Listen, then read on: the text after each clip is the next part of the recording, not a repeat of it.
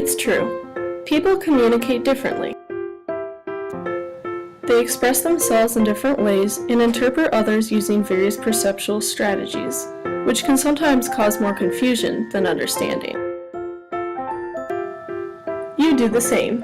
Because of your personality style, you interpret, or sometimes misinterpret, other people in ways that they may not anticipate. Today we will be focusing on the divide between introverts and extroverts. You will learn the key differences between these personality types and enter the mind of an introvert. This video will also include a guide for extroverts to consider when interacting with more reserved counterparts.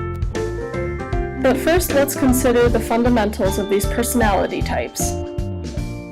Much theory has been developed on interpersonal communication, and most of it is centered on understanding the personality style of the person with whom you need to communicate. The Myers-Briggs Type Indicator test, taken by millions of people each year, can be useful in understanding other people's communication styles.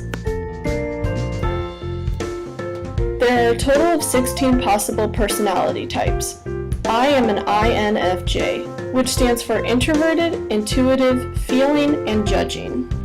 You'll notice that the first characteristic determined by this test divides people into the categories of introversion and extroversion. An extrovert directs his or her energy toward the external world, while an introvert draws their energy from their own personal thoughts.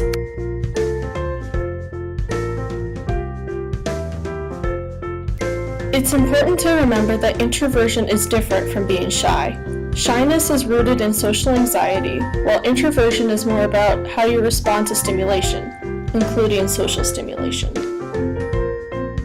Extroverts crave additional amounts of stimulation, whereas introverts feel most alive in quiet, reserved environments.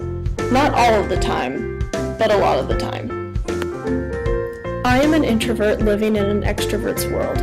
I've created a few guidelines, commandments if you will, to help extroverts improve their future interactions with us introverts.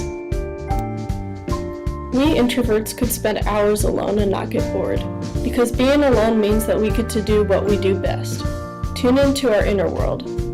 We can finally relax and do things our way. Alone time allows us to concentrate without interruptions. We can hear our own inner voice and pay attention to our own feelings, not someone else's.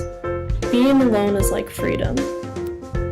Introverts rely more on long-term memory than short-term memory, whereas extroverts use short-term memory more.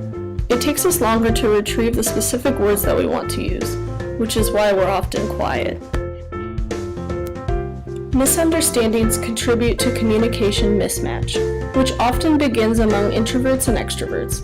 This may be due to a lack of understanding of each other's preferences.